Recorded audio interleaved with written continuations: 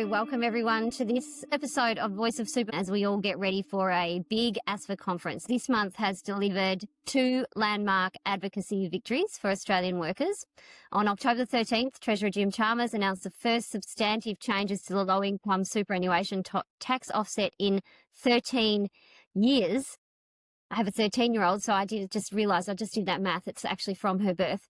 And then days earlier, on October 9th, we saw the Payday Super legislation be introduced. And so really, really good to wrap up these things. LISTO is going to benefit 1.3 million Australians, and Payday Super ends that 33-year-old quarterly system.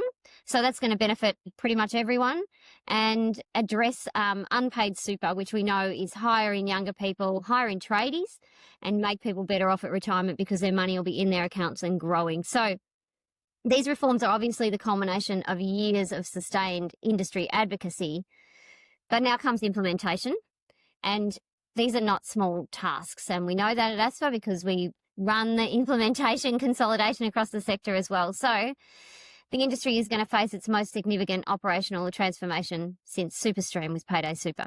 So today, I am joined by 3 experts who will help us celebrate and also face the future in terms of our implementation challenges. I've got with me today people who are well known to you. I have Enrico Burgio, General Manager of Public Policy and Advocacy at REST. I've got Anne Fuchs, who's the Executive General Manager of Advocacy and Impact at the Australian Retirement Trust. And I've got Maureen Daley, who joins ASFA actually today. So talk about throwing you in the deep end, but has had a long journey with super. And today she's bringing the practical operational governance and transformation experience from her time in the sector to talk specifically Payday Super. So welcome to everyone. Now, let's start with you, Enrico. So REST made updating LISTO recommendation 4 in your most recent pre-budget sub. And you recommended exactly what the government delivered. So a win? What makes a campaign successful after 13 years of being frozen like that? Yeah, great question, Mary, and thanks for having me. I think, as you've said, what a couple of weeks in super. It's so exciting and phenomenal that we are where we are. And, REST, as you said, we've advocated for this for a long time. It's, an issue close to our heart, updating the LISTO, but, we're really part of a collective, and, so many peer funds, including ART, including ASFA, Women in Super, our union friends at our partner, the SDA, all of us have advocated for so long for this important change, and it's just phenomenal to see it finally come to fruition. So, what made it a success? It's a great question. I think it'd probably be 3 things. I think a strong and coordinated advocacy campaign over a sustained period of time with multiple stakeholders involved, as I've outlined. I think the strong member modelling and data that we've seen produced, the fact that this could, and it's modelled that this could make an up to $60,000 difference to someone's retirement outcome, that is a powerful stat and has been instrumental in the campaign. And I think finally, obviously we had a government that, finally listened to us and are accepted our recommendations, and that's in the context of a broader discussion we're having about things like gender equity and about things like intergenerational fairness in our tax system as well. Yeah, and I think they're all great points, but you're right. It's a framework of things, isn't it? And when the LISTO announcement came, your new CEO, Kathy Vincent, framed it as good for the member and good for the nation, which I just adored that quote, because it's a real system-wide benefit rather than that narrow fund interest, which I think this sector does really well. So I reckon people would be interested to know how approaches that strategic advocacy. Can you talk us through it? We have, if you go back to the principles of why superannuation was created, when those great visionaries sat in a room and dared to dream about a country that was older, where there'd be more of an impost on workers to fund a quality of life. Like this is what it all comes back to ultimately, is that we hold true to that and think about when the country is prospering economically, when every individual Australian is prospering, like that's the point of super. That is the intent of superannuation. And so the intent of superannuation was also not to solve for, candidly, wealthy people, because wealthy people have, retired, not being worried about retirement. It was to solve for maybe, and I'm just going to generalize and say Mary and Rick, it was to solve for our grandparents, the things that they didn't have, which is you finished work, you went on the age pension, you maybe played bowls, you didn't go on holidays, and you didn't buy your grandkids presents. Like that is what it was there to do, and to not be an impost on the country. And it was solved through collectivism. And so we approach it with what is good for community and country, what is good in terms of system equity, because it is about system equity, and it's about reimagining retirement. How do you reimagine retirement when not everyone's got a fair shot at the goal? So that's the point. That's how we approach it. Yeah, I love that. I want to just stick on system equity for a second, because I think it goes to our, as a sector, our social license. Is that how you both think about it as well? I will jump in and say, and look, all I'll say is around social license, and we've been talking about this a lot today. We've had our announcement about our new chair, and trust is everything. Your social license, and you think about every institution in our life, and it's goes beyond a super fund, banks, churches, schools, whatever it is, football clubs. The license to operate is trust, and the license to operate comes down to good governance and who you're there to serve, and that's how we have just been reflecting about that a lot, because we can't do what we need to do for the system to realise its true ambition if people don't trust us, if policymakers don't trust us, the collective, and community is suspicious of us. But Rick, I'd be curious to know what you think. No, I completely agree. Like, trust is fundamental. It's what it comes down to. And, we've got a duty to give our members the best retirement, but also the world into which they will retire. And so we kind of think about both elements to it. Absolutely. And in rest, 65% of the LISTO recipients will be women. And you've got, a fair proportion of female members. So your most recent statements around this emphasise members having to pay more tax in their super than they do on their take-home pay. So talk us through, like, why Rest wove that argument that this tax anomaly was so critical to fix. Yeah, absolutely. I mean, you're spot on. We have many members in this category that are low income earners and recipients of the LISTO. About 500,000 of our members receive the LISTO every year. It's such an important policy, and the great thing is it's had historically bipartisan support. It used to be called the LISC, then it was the LISTO. It's existed under both stripes of government, and that's phenomenal that we have that kind of recognition about its importance. But, as you said, it hasn't been updated for 13 years and needed to change. And we had this situation where there was this category of workers paying more tax on their super than on their take-home pay. And we know that's not part of the deal of super. The deal is you put your money away for retirement, it's preserved, but you get concessional tax treatment. And we also found, interestingly, amongst our members, that the rate of female members that received the LISTO went up amongst our membership in those years that generally women, are more likely to do caregiving work. So it's in those years where they take time off or go part-time. So, that it is a gendered equity issue for sure, and that bears out in the data. And I think also, going to this trust point, I think, once members realise that deal is not there, they're not getting concessional treatment on their super, but they're locking it away, it actually does erode trust in the system. So it's a gendered issue, trust issue as well. And so that's why it was so important to change this anomaly and fix the LISTO. Yeah. And then women are also overrepresented in unpaid super. And what a segue, Maureen, to you, because welcome to ASFA. You join us for the very hard work of the implementation. So we've got a massive operational transformation to do, and we haven't seen the likes of this since SuperStream. And so, as Anne says, it's a win public policy-wise, but then, like, there's so many stakeholders in this, aren't there? And you've got a long sort of history in super, obviously. You are here to help all of those stakeholders get through the change, but also to help ASFA take some of the cost and pain off it. So it's not an easy task. But anyway, welcome to day one. That's why we're members, Mary. Yeah. That's why we're members, sister. Yeah. That's what you're here to help us with. Yeah. I know. I said to someone this morning, I just like to get stuff done. It's so nice to be in a spot where you get stuff done. So, Maureen, what is the stuff that needs to happen in the next 8 months to deliver this Payday Super, do you think? Well, thanks, Mary, and thanks for the welcome, first off. And I'm really excited to be joining ASFA and working on this at this time. So thank you. Big task, but absolutely up for it. There's a lot that has to happen. But I think if we can break it down into three main themes, that will help it be a little bit more digestible, or as digestible as it can be. So I think the first thing is regulatory, and that's, the passing of the legislation and the implementation of the related regulatory frameworks, obviously a very important element of this. The second element, I think, is technology. So making sure the system is ready, including SuperStream V3, all the validation services for both member and funds, and everything that wraps around that. And readiness also for the service providers to the funds, from the technology perspective, being able to meet the tightened regulatory service requirements is a really important element of that.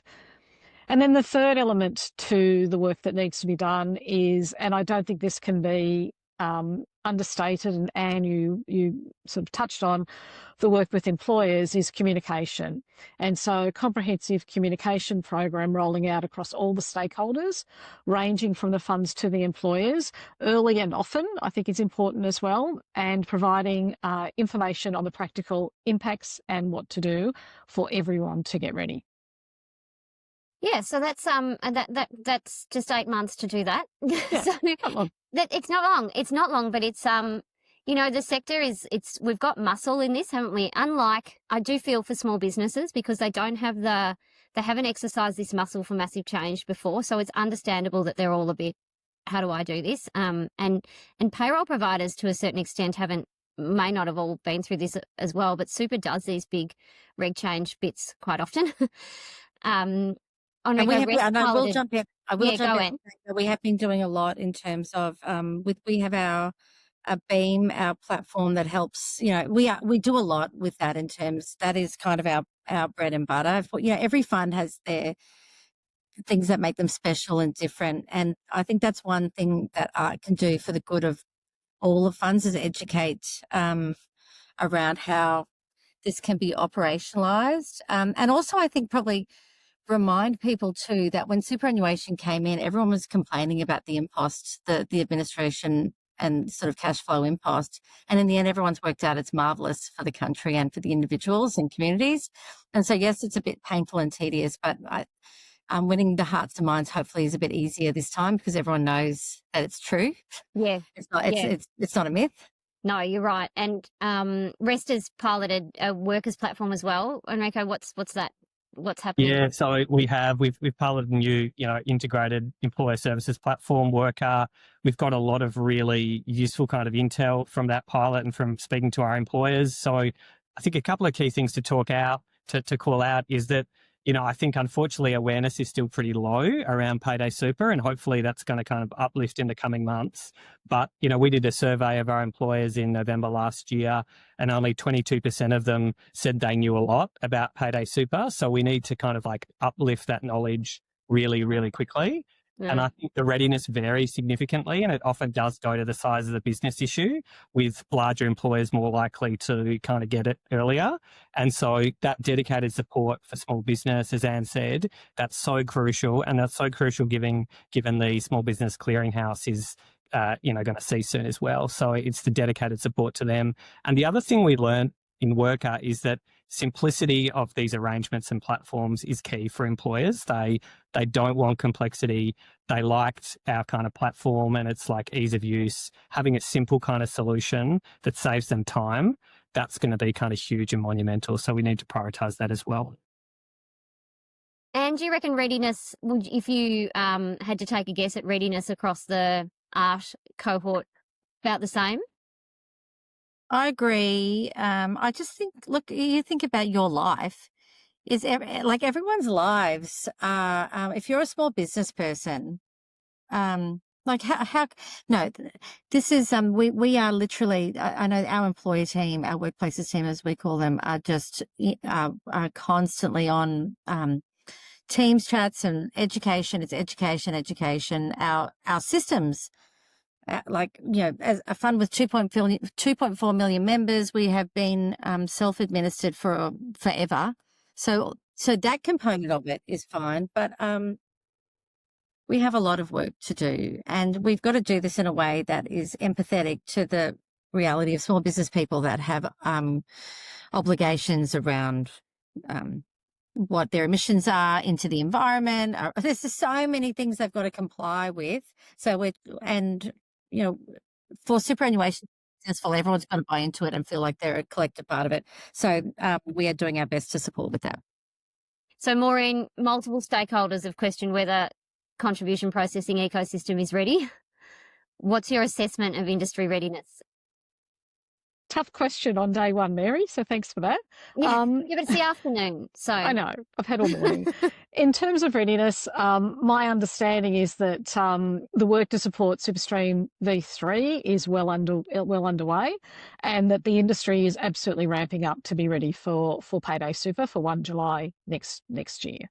So hard to make a great assessment at the moment, but all the signs are there in terms of the collaboration across all the different stakeholders, and obviously the work that both ART and REST have been doing with their employers is helping to bring that along as well. So I think that's right, and the communication challenges and opportunities are really, I think, quite interesting. So if we go to the members themselves, REST around 1 million members under 30, they're going to see their super, build in real time now. So you've got probably enthusiasm to balance with realism about potential transition bumps and things. Is that what you're thinking at the moment? Yeah, absolutely. So you've got to do both. You've got to celebrate the win and show the value of the win of things like these LISTO changes and Payday Super. But you've got to explain the journey in a way that members can relate to and set the expectations that there is going to be a period of transition, including with employers. So doing both is what we need to do from day one. And the other thing is, as you've outlined, with a particularly younger member base, I just emphasise the importance of digital engagement. Like, we are massively using our app, which has heavy subscription rates. We're pushing out as much information and kind of targeted education through that forum that we can in particular. But you know what? I was just sitting here thinking I've got 3 younger sisters. I don't know how many siblings Rick, Maureen and Mary have, but if we total it all up, maybe it's 20. I'm not sure, close to. Yeah. I don't know how many of them actually know that LISTO happened or Payday Super. And I'm like, none of them. None. None. Yeah, probably.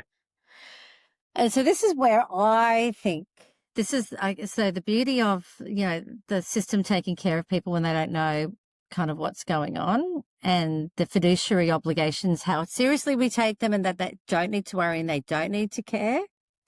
But my goodness gracious, whenever we crack that nut where people actually know what we're talking about or care about this stuff, it will be a glorious day, because no one would know what happened. They'd hear about the $3 million tax because the media's, no one, we've got a very small number of people with very sub 20, sort of more than 10 million, and a couple of hundred with 3 million.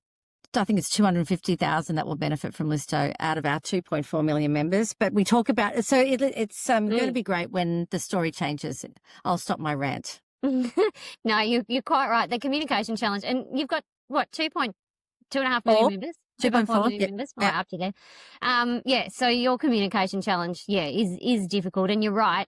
Even if nobody knows, this is helping them, and that's the power of the beauty of it. Yeah. That's the beauty of the way in which the system is structured. So we're pretty much out of time, which is a self-regulated time limit for how much people can actually talk about Payday Super, and still be like awake. So it's especially when we get into the pipes, but we love it. And we know that it's going to make a difference, but we know that there's a fair challenge there. So I want to thank you, the 3 of you, for joining us. Mary, before time limit. Go in. Yeah.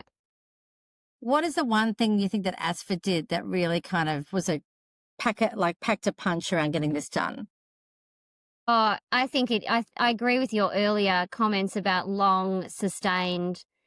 Look, another way of putting it is just being deeply annoying. Yeah, I was annoying people to the point where they just say, yes, so you go away. Okay, if I have to see you again with that same ask, I'm going to poke myself in the eye. Lose the will to live. Yeah, good. How do I make you go away? Yeah. And I It think works. Yeah, and I think that policymakers and will be pleased to know that we haven't ran out of steam, so we just got another one on the list. Like we're just going to do the next one now. The under 18s. Yeah, we'll be equally annoying. Let's get it done. Yeah, it's you know, I think it's a well-honoured kind of pattern now that the whole sector shows up and says the same thing, and so people tend to listen. Well, bravo to ASFA. We're all the solidarity is awesome.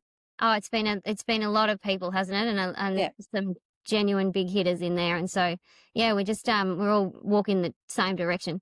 And I think now I want not so much applause, but for people to say that we made a difference in implementation, because I really do think that's where an association can be quite effective, is when you actually take all the bits and pick it up and say, let's make this easier for every part of it to do. So that's the next next part. But yeah, I think it's not beyond us, that's for sure. So I want to thank you all for being with us today, and also just to revisit, these are like historic advocacy wins, and people do an enormous amount of work for these wins, and they do it very well. So you're both kind of, the three of you are heroes of mine in the advocacy space, and it's really great to have you on today. You know, just the advocacy tasks that everyone takes on are really important. They're enormous and they are significant, and they make a difference to everyone's lives. So thank you so much for being here today to take us through that, not only the wins, but how you get it done, which is really interesting, I think, to the community. And welcome again, Maureen. You're joining us for quite a time. And as we wrap up today's episode, we look forward to talking again as the implementation goes on. And I want to thank all our listeners. And just a reminder that if you want to hear more of these episodes, just need to give us a like or a follow. You can pick it up from anywhere where your favourite podcasts are. This is the podcast for Super, by Super. This is Mary Delahunty, and you've been listening to Voice of Super.